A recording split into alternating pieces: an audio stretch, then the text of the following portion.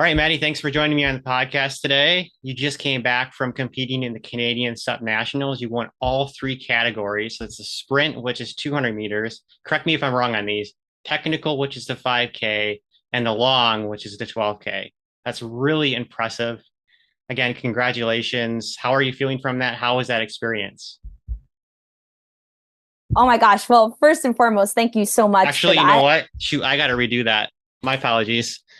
I'm really Yeah, sorry. that's Actually, okay. I'm like an amateur right here. I need to actually have my mic in front of me correctly. All right, let's Oh, start again. All right.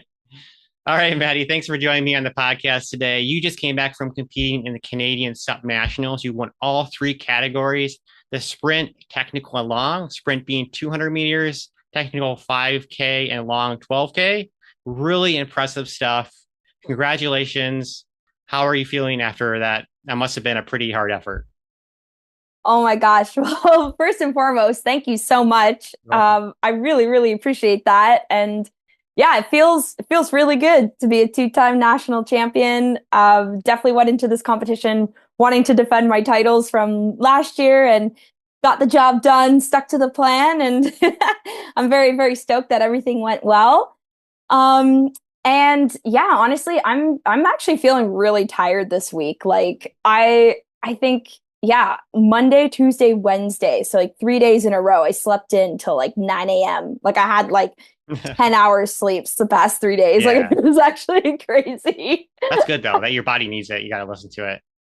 Absolutely, yeah. So definitely a rest and recovery week, and I'm at the cottage here in Canada in Turkey Point with Oh, my family. So it's actually been a really nice week to just relax and hang out and recharge after this weekend's nationals.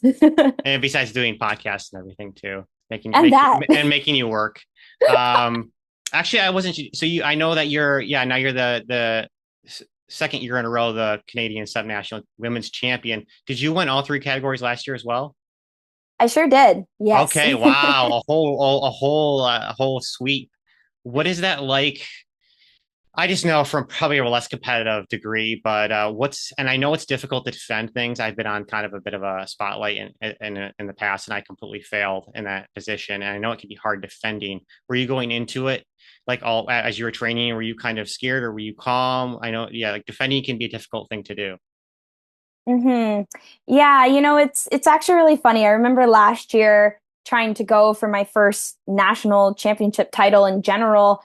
I was really nervous and I was really self-centered and kind of like blocking out a lot of like things around me, and that kind of hurt my performance before I actually went into our Canadian national championships. And my parents had sat me down the one day and they're like, Maddie, this isn't like you. You're always going into races like being super energetic and passionate and just having fun. So like stop putting all of this pressure on yourself before nationals and just go out there and have fun. And like no matter what happens, happens. Like you're just gonna go and paddle and do the best that you can and enjoy the process. And after that, I was able to let go kind of all my fears and my anxieties and just kind of that nervousness going into nationals last year. And I was able to claim then all three wins. And so I learned a big lesson from that last year and told myself the same thing this year. Even though I knew, okay, I'm going in to defend all three titles and I really want to win all three again. Um, really just try to stay relaxed, stay calm, know that you can trust your training and trust the process, and you've still been working hard. It's not like your fitness level's gone down or anything. So just go out there, give it your all, have a great performance and have a great time. And so that mindset really allowed me to really achieve all three titles again this year. So yeah, definitely went in with a more balanced mindset this year. That's fantastic. So you said this year was last year a little different, or what's the compare contrast compared to? Because last year would have been your first one. Was that more of a surprise the prior year? Or? Yes, absolutely. Yes. Last year, I knew that there was going to be some tough competition. Like the women's category, like we're really stepping up our game in Canada. And Mhm. so I knew, okay, like there's going to be some really strong women coming out, and I Yeah. don't know what the result's going to be. So this is going to be really challenging. And so to win last year, it was funny. I'll never forget like after I won and I got in my car to like drive home. I like just could not stop the tears. Like I was just bawling. I was like, "Oh my God, I can't believe it." You know, like it was a big shock to be like, "Wow, like my first ever nationals title, like the first ever time I get to say like I am the best woman in my country is kind of a It's really really neat cool. feeling." Yeah. Yeah. And so this year it feels just as special to win again, but it definitely wasn't as much of a surprise. Like it wasn't like, oh, okay, yeah, woohoo. It was kind of like, okay, like we can Yeah, the breathe, you defending know? mentality there put into it. Yeah. Did you notice? I know you've raced in a variety of other things besides the national championship. Did you notice an increase of exposure after you won last year from that event? Yeah, definitely. I think, you know, year after year, like the longer I'm kind of in this and really trying to pursue stand-up paddling full time, the more I'm realizing that the more races I go to and the more competitions I participate in, I think more people are kind of starting to be like, "Oh, who's Maddie? Who's Maddie?" You know, like who's this Canadian girl coming up, you know? And I think for a while it was kind of fun because I felt like almost like the dark horse a little bit, you know, just that Yeah. person Now you're flying not under the anymore. radar. No, now people are Uh, like, oh no, Maddie's coming to a race. yeah. Like, Yeah, definitely a different. Yeah, that's cool. That's really cool. So I'm curious, how did you? I've seen kind of some you to put some videos together and some background on your YouTube and whatnot, and yeah, I've seen you like on these podiums and whatnot. I'm curious of how you kind of got into stand-up paddleboarding. yes, absolutely. I actually got into stand-up paddleboarding by fate and luck and chance. That's usually how I describe the story. Yeah. But my parents and I, we were up north at a cottage in a little town called Sable Beach here in Canada on one of our Great Lakes called Lake Huron. And I was like literally just building a sandcastle. Like I just remember playing in the sand.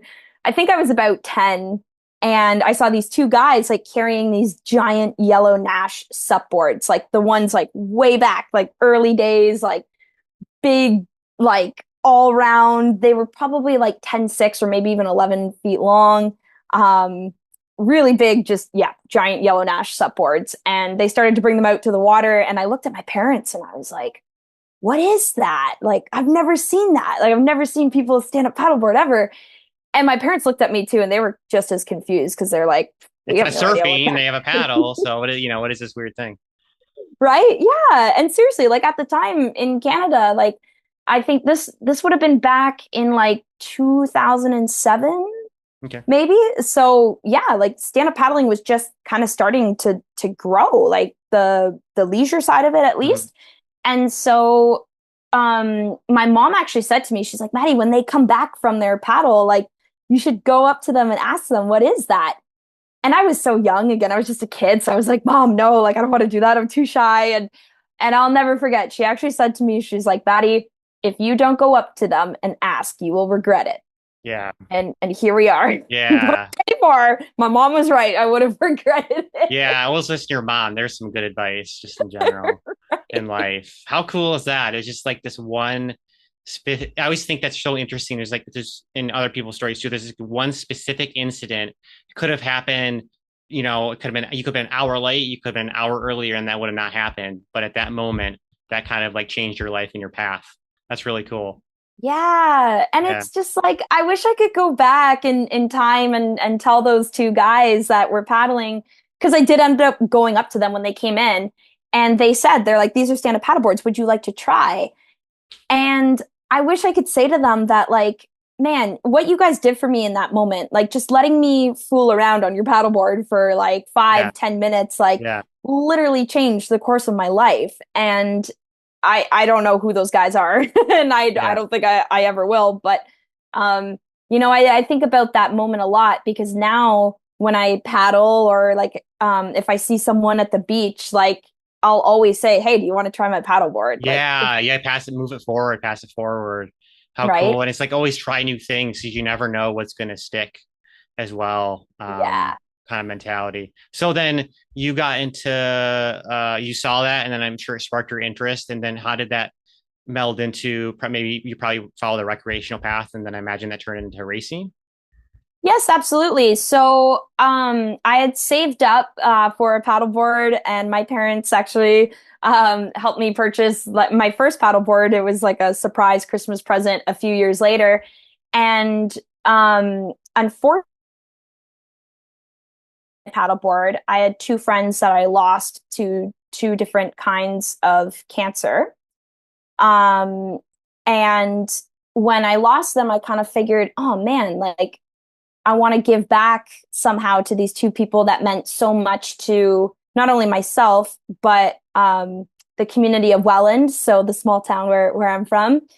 And so I had the paddleboard and I was like, hey, like in Canada, we have a really famous Canadian idol. His name's Terry Fox, who passed away at a very young age trying to run across our country to raise funds Oh, cool. um, for, I think it was the Canadian Cancer Society. Hmm. And so I figured, I'm like, hey, well, I don't like running. I suck at running. So why don't I why don't I maybe like paddle a distance to raise funds for the Canadian Cancer Society to honor my friends that I lost. And so in 2014, I started a 10-kilometer recreational, like literally just for fun, paddleboard fundraiser called On Board. And through that, I had met other sponsors who then introduced me to the world of stand-up paddleboard racing. Hmm. And growing up, like I never paddled growing up. I did a lot of swimming. I was very competitive with dance and soccer. Mhm. And so when I learned about racing, I just kind of was like, ooh, another sport I get to try. Like, why not? Like, I'll give it a go, see how it is. And after my first race, I just completely fell in love and haven't looked back ever since. Oh, how cool. And it kind of melded, yeah, two things in there. So yeah, I want to touch back a little bit about giving back. So you said you kind of started that 10K, right?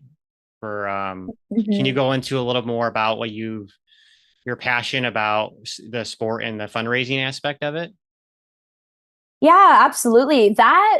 Oh my goodness, on board. So I ran that from 2014 to 2020 Yeah. because COVID, like that year in 2020, it was kind of tricky to run. It was just my family, like my immediate family, like my mom, dad, brother, and sister, and I Yeah. paddling just to still create awareness and raise funds. But in 2021, I then had moved to the West Coast. So after that, it was kind of hard to keep running the event annually. But creating that event in the first place, um, I guess, man, it taught me so many life lessons. Like Mm, it taught me how to advocate for others, how to like literally stand up for what you believe in hmm. and really help those who may be suffering. So I knew that with my efforts, I'm like, I lost two friends to cancer, but maybe hopefully raising these funds towards cancer research, Hmm. and specifically glioblastoma research, which is a very aggressive form of a brain tumor. Hmm. Hopefully, maybe one day we can help save other people's lives, and maybe one day find a cure, and maybe make it a little easier for other families. Um, so yeah, it was kind of the first time ever in my life that I figured out so many different things, like marketing, like how do I advertise my fundraiser? How do I even raise funds? Like what does strategy look like? How do I approach sponsors? How do I raise awareness? Like it was all of those things that I'm so grateful that the paddleboard brought to me and kind of forced me to do without even me really realizing it because I was just a kid with a passion to help my friends. Um, so yeah, on board taught me a lot. I think it made me the person who I am today, honestly. That's absolutely cool how both work together and really impacted your life to such a degree. How cool is that? Um, hmm awesome. So I'm kind of jumping over to a little bit. I'm curious about your training. Also curious what it's like to be a professional in the sport. It looks like you get a lot of support from your sponsors, which is like really awesome to see. How does training work? Are you training all the time, or how do you find that balance as well? Yes, absolutely. So I left a full-time job actually exactly 2 years ago Hmm. now, almost to the day, funny enough. Hmm. And when I left my full-time job to kind of pursue this, I knew that, okay, like I need more time to train. That was kind of one of the struggles I was finding when I was working a full-time job, was that I just simply didn't have enough time and energy to spend and dedicate towards my training in a day. Um, so typically Monday to Saturday, yeah, I'm training full time now. Um, I think Mondays, Wednesdays, and Fridays, I have 2 sessions a day. Like I'll have a paddle in the morning and usually strength in the afternoon. Okay. And then Tuesdays and Thursdays are just kind of like longer paddling slash like really harder paddling Oh, sessions, cool. like sprints or all out efforts and pieces. And then Sundays are typically rest days.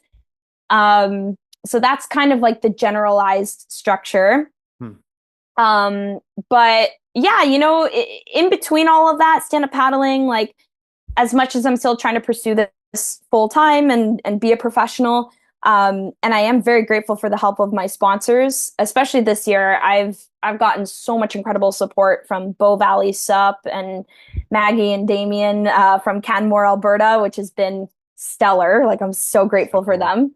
Um, I still have to like work part time because Yeah. it's hard. Like we Yeah. can't, and you know that in our Yeah. sport, like we Yeah. we don't make enough Yeah. when we win at races to Yeah. actually like live off of. So I'm actually still figuring that out. Like how does that work Yeah. slash The training life balance. Yeah. balance itself out? And so I've had so many different jobs from like right now I'm currently like a journalist with Total Sup Oh, and that's cool. I write articles for them and I'm helping Seychelles run her social media and marketing campaign.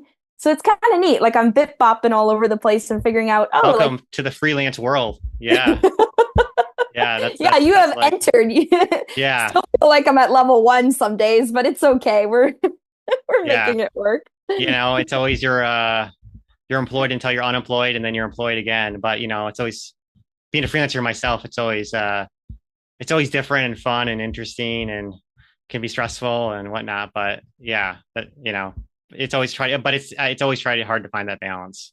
So It is. what's the most challenging and most rewarding part of being part of like the professional circuit? Absolutely. I think to start with the challenges, it really is finances, I would say, like in our world of SUP, because really at the end of the day, like you're pursuing the sport because you just love it. Like, and every single professional athlete that I've talked to, like Seychelles or Michael Booth and April Zilg, Fiona Wilds, it's like we're all in it because we just freaking love this sport to Yeah. the to our bones, at the end of the day, because there isn't a lot of money in it. So it kind of forces you to get creative and to think, okay, how can I sustain myself and still create a living, but be able to have these experiences and go to these different races so that I can get better and be the best possible athlete that I can be. And I think for me, that leads into like what is the most rewarding is the experiences I've been able to have along the way and like the places I've been able to go and travel and compete and the people I've gotten to meet and know and love and call friends. Like I'm so grateful for that and I feel like a millionaire because of that. Like because of the friendships that I have and the places I've gotten to go in my life. Like I am just so forever thankful. Yeah, that's a wisdom that could be more people probably should know in general right there. That's so cool. You name drop some of the most biggest people in the sub world and now that you know them and whatnot and like you said all the places you get to go to definitely must be worth it despite all the financial stuff. Yeah, absolutely. Like this year alone, I've been able to go to Tahiti Oh wow. and I have a whole family over there now, like in the middle of the That's freaking so ocean. cool. Like, That's so cool. yeah, so it's just like it's so unique and special. And I know that not everybody is lucky enough to be able to travel and it is a privilege to have for sure. Like I definitely acknowledge that. Yeah. But I think that's why I always kind of like try to encourage others whenever you can to like just chase your dreams, or if you have a passion, like don't be afraid to, maybe put yourself in a bit of a financial rut to go get it. Because It's always that the risk reward, part of it. But yeah, absolutely. yeah, So, absolutely. so Yeah. you won all three events, like I said prior. Now, and make sure I need to correct me. So the sprint's 200, the 5K, the technical is 5K, and the longest 12K. Is that correct? So actually, like normally, yes, that is correct. But this year, our technical race, they just extended it a little bit, so it ended up being somewhere around like 6 or 6.5 kilometers, just with one little extra loop they added, and then we actually had perfect conditions this year to line up for Yeah, a I was going 20 to ask you that. kilometer downwind race. Yeah, so we paddled from a little town called Thornbury, and then we paddled 20 kilometers downwind to Collingwood. Oh, cool. And that was our distance race this year. Oh, very cool. Yeah, I mean, Hmm. if I'm going to compare it to like try winning all those, it'd be like if I'm going to compare it to the track and field events, the Olympics just wrapping up, kind of more fresh in the mind. It'd be like winning the 100 meter, 400 meter hurdles and like the 1500. I think you got the Yeah. technicality of the hurdles and the long distance and a sprint. I mean, that would be wild for someone in that area to win. So that's really impressive. So how do you train for all three events? That seems like normally I feel like at least when I've watched on YouTube from a professional event, you'll see someone do like the sprint and then the technical or whatever, but they'll have that one specialty they'll make sure they're ready for, and anything else is kind of like icing on the cake. Correct me if I'm wrong there. So yeah, I'm curious of how you kind of just did the whole sweep there. Mhm. Absolutely. I think, um, You're just a yeah. badass. That's it. That'd be the answer. Moving Right, on. right. When I try to be humble. Yeah. Yeah. Uh, um, yeah, no, I think just I've been paddling for almost 10 years now. Actually, or I think about 10 years. I've been racing for 8, but paddling for 10. And I think it's just kind of like a combination of all of my experiences that come together, and on top of the training, like with Larry Kane, we definitely in our different seasons, we work on different training blocks, and we go through different periodizations of um, different targets. So for example, like the first half of the year this year, I was training to participate in the Crossing for Cystic Fibrosis. So a good chunk of my training from January to basically June was all like long distance endurance training. So it was very much like slow and steady base building aerobic workouts. Whereas now that we're in the on season, I'm definitely not out on the water as long, but the work is harder. Like we're picking up speed, so we have a lot more speed work. Um, Yesterday I did a piece that was 3 times 1.5 kilometers, and all of those pieces had to be like level 4, like all out, like Hmm. really hard efforts. And then Would with 8 five be minutes, the top or 10 be the top? Five would be the top, I would imagine. If four. Okay. I was yeah. curious your scale. Okay. Yeah, so when I train with Larry Kane, we train in different heart rate zones, and Okay. they're broken up into 5 zones. Okay. Yeah. Right. Yeah. So level 4 is like it's that like hard zone. Level 5 is like you're gonna sprint and die, and Yeah. like you can only maintain that maybe for like 2 minutes. Yeah. But level 4 is like, it's really hard. It's just like you're going as hard as you can for as long as you can. And so yeah, now that we're in the on season, we're focusing more on those pieces. And those pieces you can't maintain long. So you really have to time them in accordance to when your races are happening. So like yeah, usually in this part of the season, it's like you train 2 weeks hard, and then you take 1 week off as like a rest and recovery week, and then you have 2 weeks hard again, take another week off, and time it until you have a race.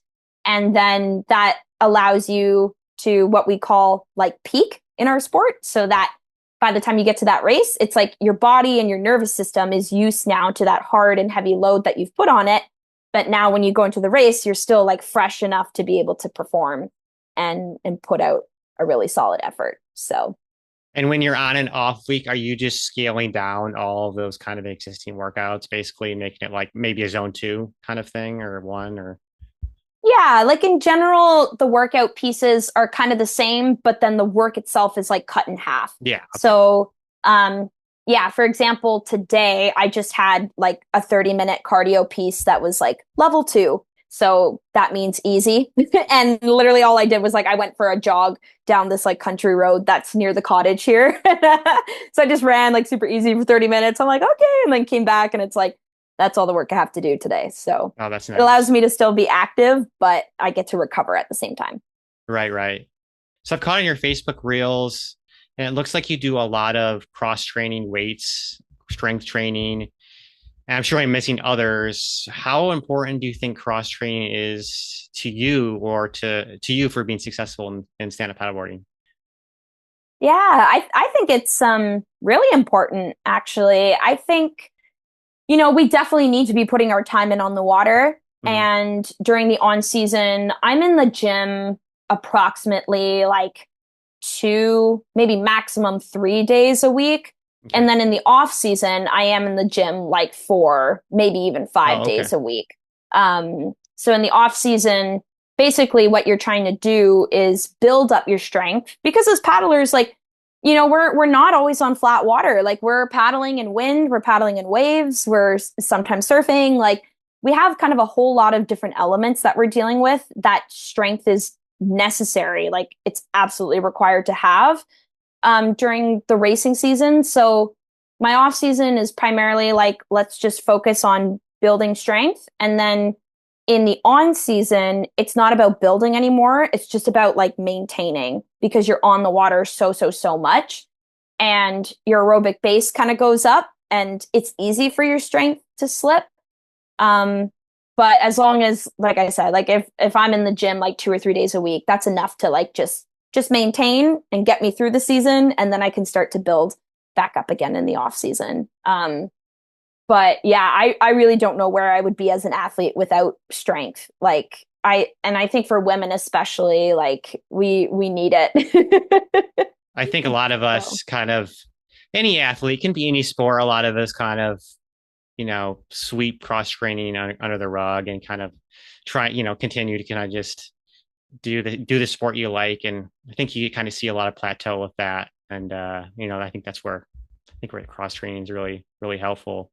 Oh, Um, absolutely. Like, it's funny because like we participate in a sport that allows us to be outside and enjoy Mother Nature. And, I mean, in Canada, if you're on freshwater, Great Lakes and or rivers and beautiful, beautiful spots to paddle around here, or like when I travel south and I'm in the ocean, it's like it's so easy to just like want to be outside or want to just be on the paddleboard all the time. But I sometimes think, or I like to tell other athletes as well, that spending that time in the gym or just even switching it up, like just going surfing or hopping on a prone board or hopping in an OC every now and then, like it keeps it fresh mhm. and it allows you to kind of come back to the paddleboard with a little more fire, a little more passion when you take those breaks or just yeah, change up your training a bit. Like it keeps it fun. So why not just enjoy some time even though sometimes we don't always want to go to the gym.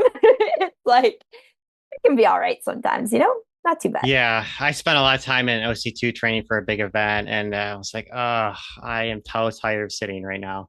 Anyways, I Yeah. love it, but it's the sitting. Anyways, Mhm. so super jealous of Canada, at least in the summer. I know it gets really chilly in the winter. Are you between Lake Huron and Erie? Am I wrong? Is that right or wrong? So I'm actually in between Lake Ontario and Lake Ontario. Erie. Yeah. Okay. So what does that look like in the winter? Are you still able to get out on the water? I know that you said you strength train and do a lot of cross training, which makes a whole lot of sense. But are you still able to get on the water? And is that awful or what's that like? Yeah, what's funny is like I haven't done too much winter paddling, funny enough, in the past 2 years because I have been traveling south to Oh, make it a okay. little bit easier Oh, on okay. I see. Yeah, yeah, myself. yeah. But I So you do cheat. Okay, I actually got you. I'm a cheater now.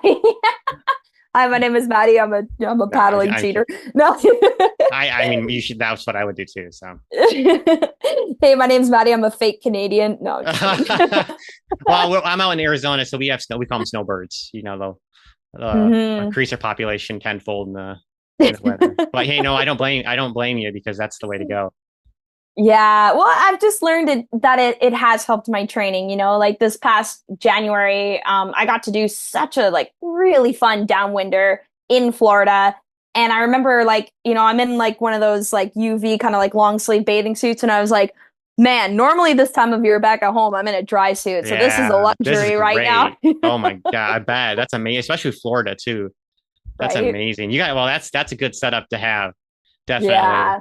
Yeah. Um, Yeah, but it's, honestly, it is manageable, and there is a lot of beauty and uniqueness into winter paddling. yeah. So usually for us in Canada, it starts to get cold in October. But usually around November slash kind of early December is when it's like, all right, you gotta pull out the dry suit A from the Game of Thrones. basement. It's Game of Thrones scene. Winter's coming, kind of thing. Yeah, brace yourselves, winter's Yeah, coming. yeah. Jon Snow. Oh my gosh, because I was in Toronto for work, and we were like down. They showed us like the mall downtown, like under the city, and I'm like, so that's how you survive. You just have caves everywhere, like under the ground, and that's how you survive in Canada. No, I thought that was wild. That was really Really cool. though. Toronto is a really cool city. I was impressed. Um, That's so cool. yeah. Yeah. We'll kind of go back to training just real briefly. I wanted to touch a little bit on coaching. You said Larry Kane is your coach, and I imagine you probably have been coached for a little while and have a good experience with it. So if someone is newer in the sport or has got to the point where they're kind of more in intermediate and plateauing or what have you, do you think a coach can help you get beyond that, or would you recommend a coach in general, or are there some things where you wouldn't kind of situation? hmm No, absolutely. I actually don't think there would ever be a time I would ever say like, no, don't get a coach. Just, Oh go with wow. the flow, do whatever. Oh Yeah, no, wow. it's Okay. like ever since I've worked with a coach, like intensely for the past 2 years, I see all of the benefits. I see just how much faster too. Like I've been able to progress in my own paddling because I've had the guidance of someone to help me. And so Larry Kane's been phenomenal to work with in terms of like literally how our structure goes is like week by week. Every Sunday night usually he sends me the program for the week and what the goals are and what we got to do, and we're always in constant communication with each other as well. So if something changes, like for example, this week, like being at the cottage and we knew it was going to be a recovery week, I actually texted him and was like, hey, I don't have access to a gym here. So it's like,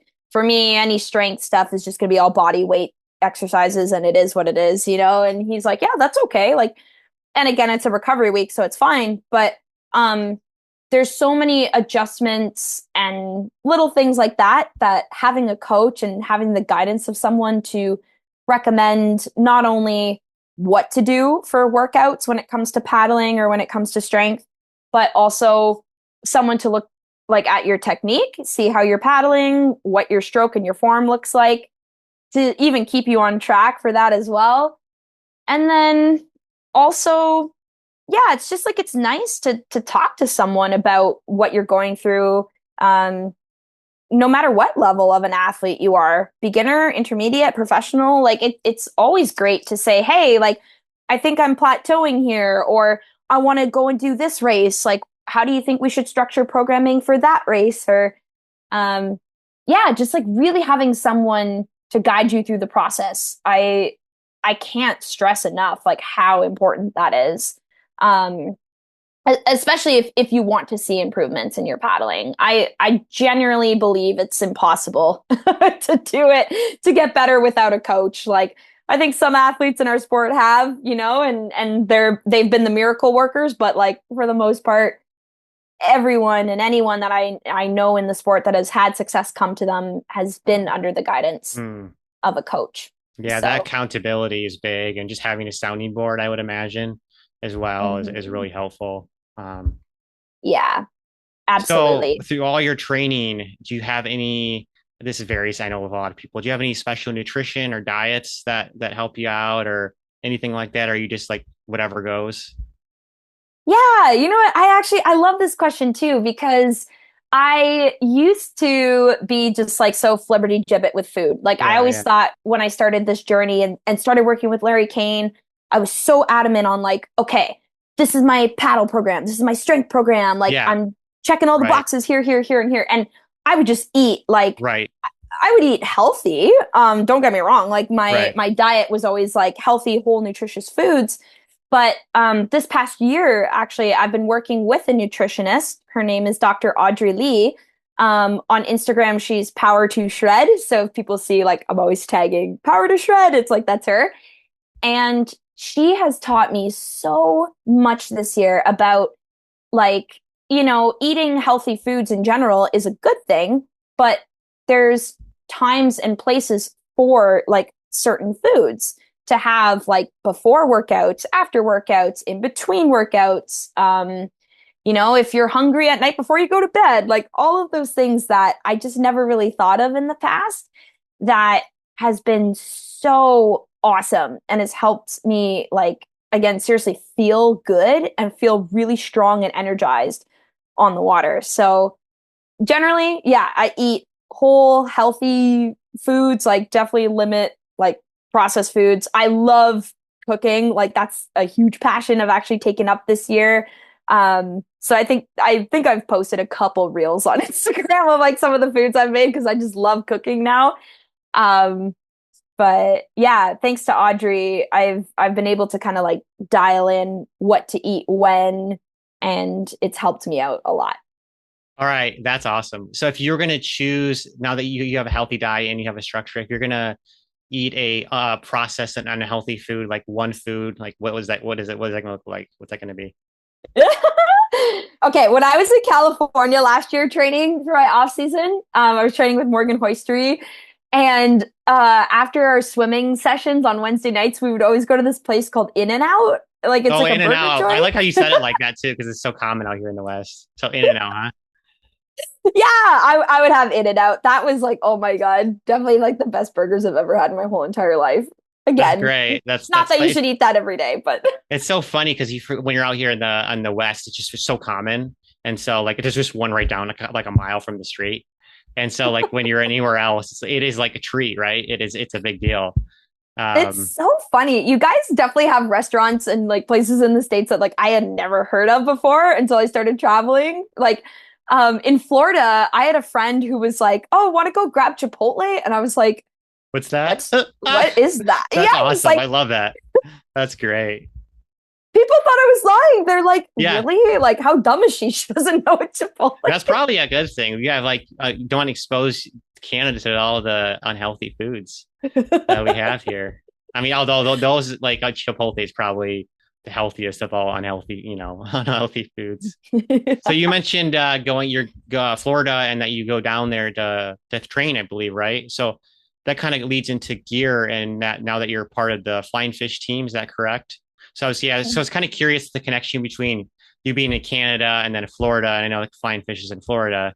So how did you get involved with them in general? Is it just because you were down there and you're involved, or how does that look? Yes, definitely. I totally love like the way the flying fish relationship kind of just naturally unfolded for me this year in the sense that like I left home early January. I drove down to Florida with a friend. Shout out to Frank Torres. Thank you for driving me to Florida. And we get there, and the very very first day we arrived, we participated in Blue Line. So they're like a local surf shop in Jupiter, Florida. And they run like a winter series race circuit every year. So they have like one race in January, one in February, one in March. And so I participated like in the very first one in January. And I had brought my starboard down there and I did pretty well in the race. Like I think I came maybe like fourth or fifth or something like that. Um, but I remember thinking to myself, like, wow, this is awesome. I'm racing with like the top dogs around here, like Kim Barnes and Stephanie Scheidler, Casey, like Victoria Burgess, like all of these women I've looked up to for a long time. And I get off the water, and John Muskowskis, the founder of Flying Fish, he actually comes up to me and he's like, "Hey, like Maddie, did you know like your board? I think it's a little too big for you." And I Hmm. looked at him and I was like, "What?"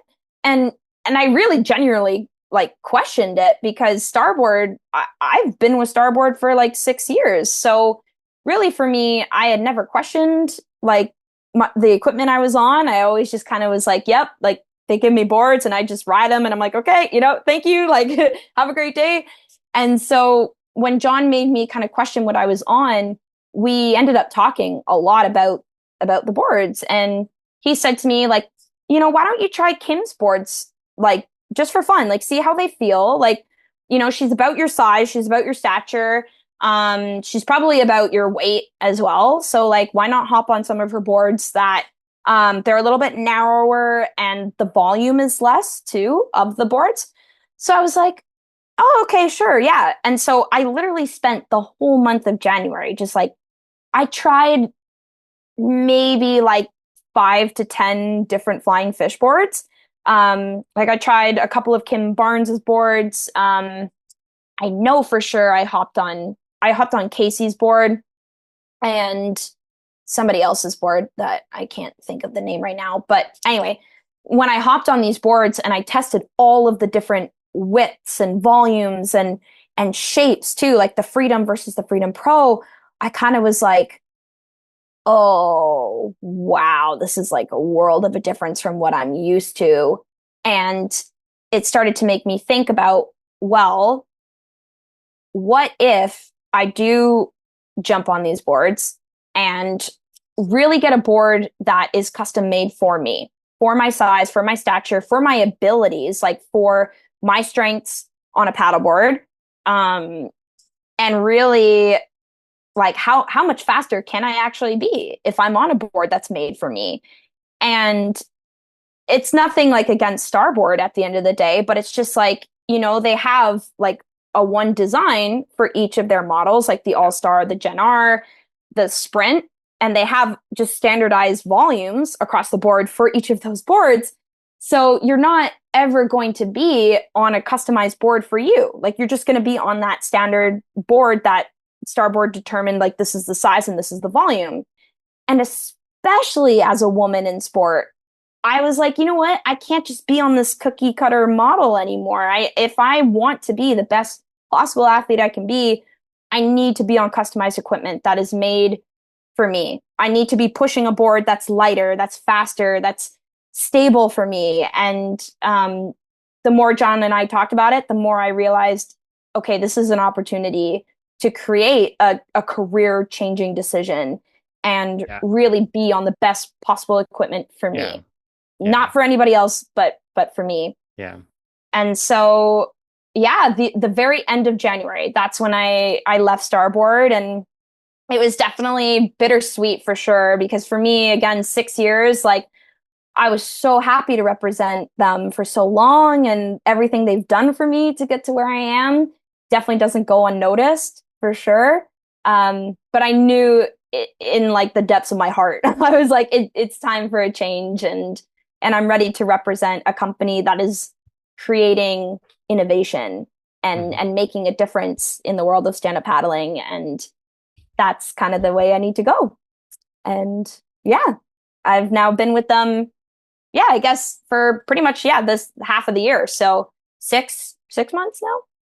Yeah, it's so cool to kind of be involved with, smaller companies and whatnot. And speaking to custom boards, I've had one made a couple or a few years ago, and it's such a I'm a pretty small person. It's such a difference because you're tweaking the volume, just all these little details. And like you said, a lot of these things, there's nothing wrong with it. It's supposed to appeal to everybody. But what like at least the custom board I have on, it's so much less work and it's more efficient just because I don't need that much volume.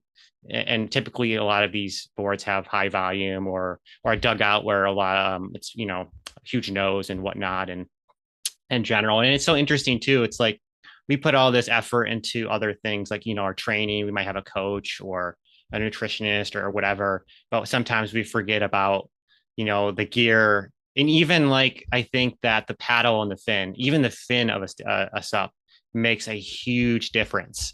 Those two points to it as well. So yeah, yeah, really Oh, good it's stuff. so true. Like it's so true. And this year, like I was so blown away by like my own performance in the Carolina Cup this year because like being on my brand new flying fish at the time, I was literally in the choppiest, like gnarliest conditions I've ever paddled in for the Carolina Cup. And I was on the narrowest board I've ever been on. What is that? It was, so my flying fish is 21 and a half Okay, inches wide. that's what I was thinking. Okay. Yeah. Yeah. And it's 260 liters. Okay, So so it's pretty low too. Yeah. yeah. So Yeah. it's about 30 liters less than what my starboard was. And Yeah. it's an inch narrower because my all star was 22 and a half. Yeah. And so, yeah, think about it. Like I was almost pushing like 300 liters. And then like Yeah. this year, I beat my time by like 15 minutes like of previous Wow. years. And I was paddling in the gnarliest stuff I had ever done, and I had the best result. Like I came in fourth, Yeah. amongst against some incredible women like Jenny Kalmbach and Kim Barnes and Seychelle. And then it was me. I was like, oh my God, and so that for me was the first sign of like, okay, this was the right decision. Like I definitely needed this custom board because it helped a lot. So you're right, it does. Equipment makes a huge difference. I'm curious. Yeah, I'm curious. Do other athletes? It's kind of a little off, well, on topic, but do other athletes that are professional are they getting custom boards from SIC? Is or because you see they're on an All Star, but are those customized to them, even though it's like an All Star or an Mhm. SICRS or whatever?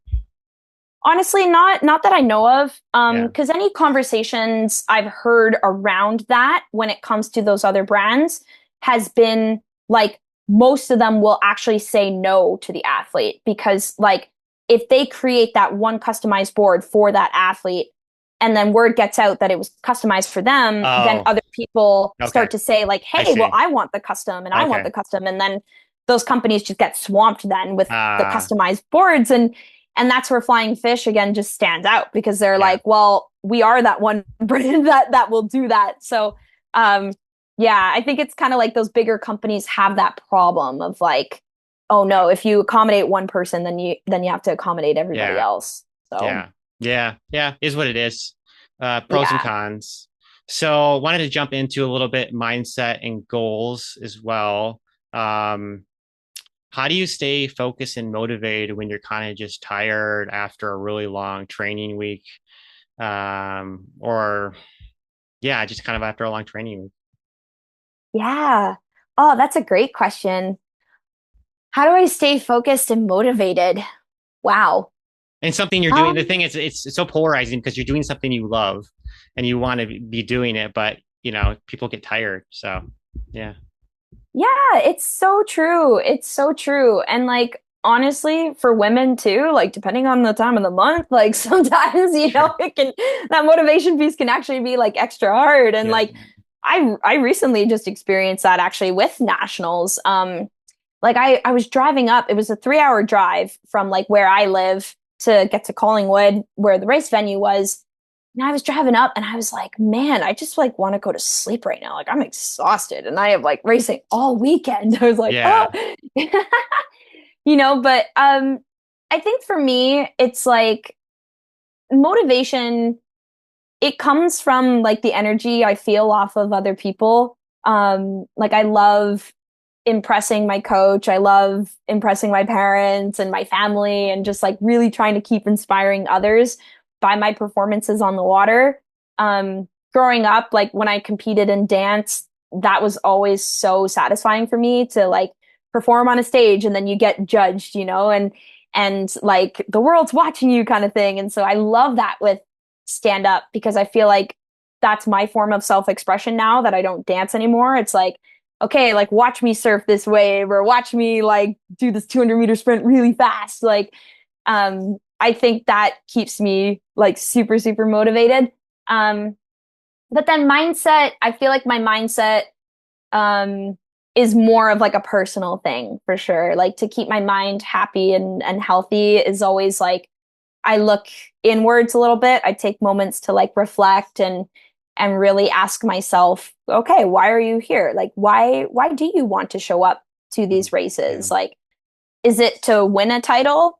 I mean, yeah, somewhat for sure, but like, is that my main goal? No, like, I think at the end of the day, I keep showing up and I keep paddling because it's what truly makes me happy and it's what makes me feel the best. And I think by paddling and doing the best that I can, inspiring other people gives back to my communities as well. And so I think when I show up and take care of myself, it tells other people, like, hey, yeah, you can do this too. And like, we all should be taking care of ourselves. And um, yeah, I love it. Like my mindset this year, it's been something that's been a huge work in progress. Like my partner Blake Carmichael, actually, he introduced me to this app called Waking Up. So it's like a meditation app. And so I do that now every morning, which is kind of cool. I write in my journal a lot. I reflect on like all of my races. Like I always write down like what happened or my thoughts and feelings around them. And it's just cool to like look back and be like, hey, yeah, we're doing this because it's what makes you happy at the end of the day. And I That's think good. life is as simple as that.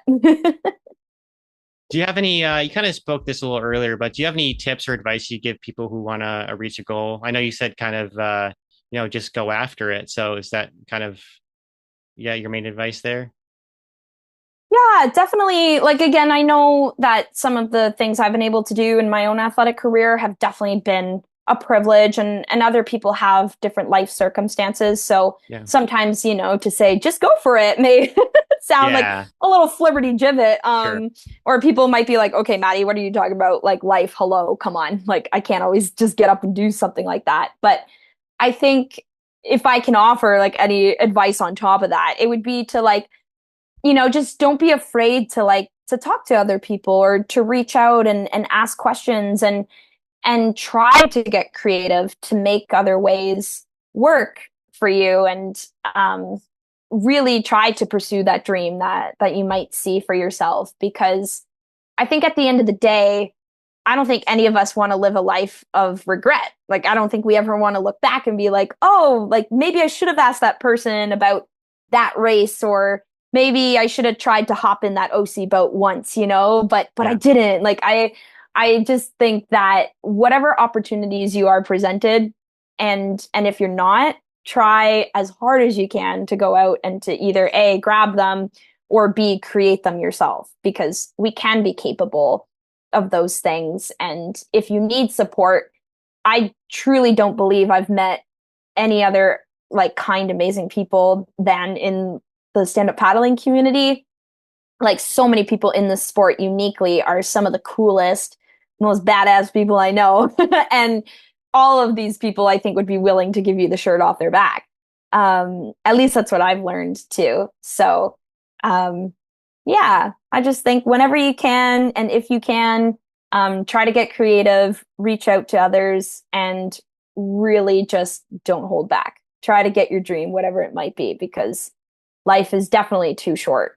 Like, I think losing two friends at such a young age, like I was 15 when they both passed, it taught me that, like, we literally have this one life to live. So, Yeah. what are you going to do? Sit around Yeah. and just mope about it? Or are you actually going to, like, go out and make it better? Yeah. So, Really cool. yeah. Thank you. Great advice. We're almost to the end here. Want to talk a little bit about the female perspective in stand-up paddleboarding. Do you have anything you want to kind of talk about or add on to that aspect? It's a little harder for me being a male, but I'd like, we're always trying to increase the amount of females in the sport in any general event. Hmm. Yeah, I think it's definitely an interesting topic for sure because both my undergraduate and my master's thesis, actually, I did studies on people participating in the sport of stand-up paddleboarding to see if participation in this form of outdoor recreation would make people care for the environment, and create some sort of environmental awareness. So my undergraduate study was with adults, and then my master's study was with children. And so in both scenarios, in both studies, I saw that and discovered that the recreational stand-up paddling population is higher female to male, but Oh, then in the racing community, it's higher male to female. hmm. So Okay. I don't know. And I mean, you do see it like at every single race, like I can't even think of one race off the top of my head where there was more females than males. Yeah. Unless it was a female only race, which I've also never heard of. Yeah. Yeah. Yeah. Which is totally fine. But actually, sorry, I lied. There is an event called Queen of the Valley I'm going to in September that is Oh, focused on cool. female racing. So That's cool. that is actually the only one I know of. But Okay. besides that,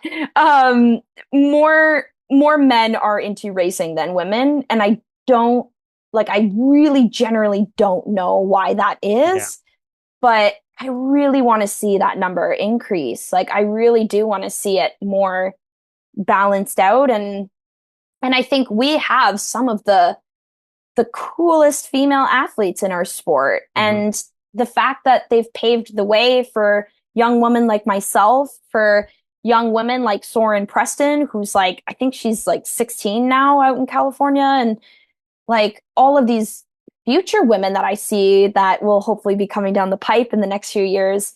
Um, we've set a pretty cool example that like you can be an athlete, but you can be an ocean adventurer, you can be a mom, you can be an explorer, like you can be all of these different things. Like you don't just have to like put yourself into a box or like stop an athletic career because you want children, etc.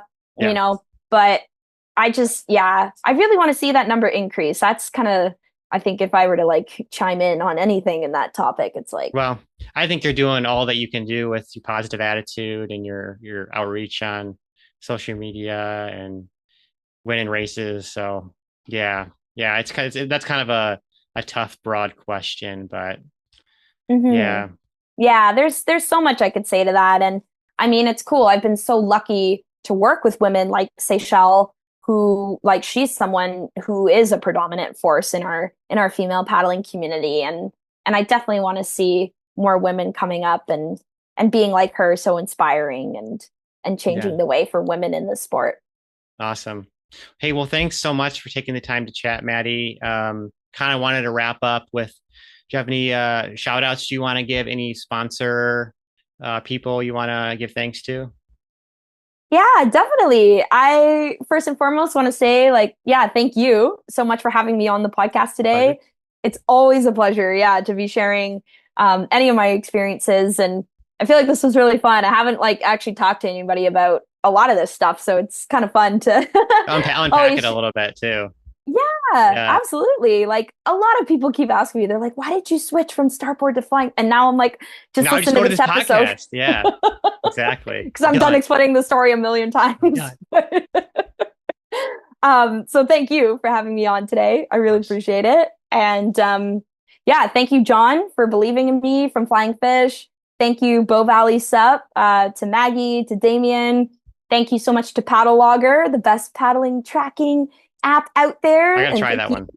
Oh yeah. Oh, you got to try it. Like Paddle Live, favorite feature, hands Oh down. yeah, I And saw that. It looks good. Sorry, I interrupted. Go ahead. yeah, no, it's awesome. No, go for it. Thank you so much to, oh my gosh, who else do I have out there? Puatea for housing me and feeding me in Tahiti and letting me participate in your Back to Ocean School this year. That was like huge for my off-season training. Thank you so much to my friends, my family who keep believing in me and always inspiring me to keep going. And thank you, Larry Kane, my paddling coach. Thank you, Josh Burella from Primitive Patterns for strength. Thank you, Seychelle, as well. I love working with you this year. And yeah, I'm sure there's probably so many Yeah, other people I've yeah, missed, yeah. but you guys all know who you are, and I love you so much. So thank you. So what's coming up next for you? Where can we kind of see you next compete?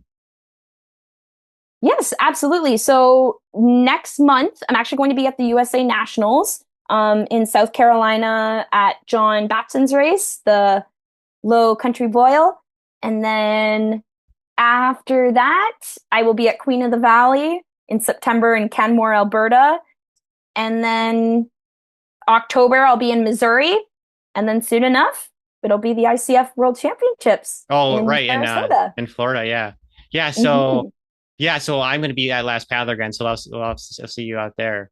Oh yeah. You're a commentator, so you have all those the good survey questions. There's some interesting survey questions on that for that race. I'm concerned about that people know now.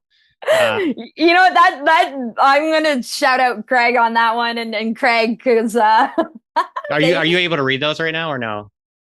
some of them, yeah, Okay. definitely. Yeah, like one of my worst irrational fears is pretty, yeah. Don't make, well, you can read it if you want. But where can people follow you? Oh, absolutely. Oh man. Well, yeah, lots of power standing. It's gonna be great this year. And people can follow me at Maddi Leblanc on Instagram. I'm also on Facebook. I do have a website that is also my name. So it's just www.maddileblanc.com. And I know I'm weird. I just spell it with an I. I don't spell it like IE. So I'm just Maddi. And yeah, if anyone ever wants to chat or has questions about paddling or fins, gear, or just races in general, or you just want to say hi, yeah, shoot me a message. I'm Yeah, more and than happy to chat. I'll put that all in the description, and so you guys can all make sure you don't miss it. But thanks so much for coming on, Maddie. I will see you in end of November, which will be December at Last Paddler, and that should be a fun event. Good luck in all your upcoming events, of course, following along. And again, appreciate you coming on. Thank you so much, and congrats as well, 2 times. That's really impressive. Oh my gosh. Well, honestly, thank you so much again, Michael. I really, really appreciate it. It's honestly, like I said, it's such an honor to share my story. And yeah, I cannot wait to meet you and hang out with you at Last Battler Standing. It's going to be so much fun. Yes, it will.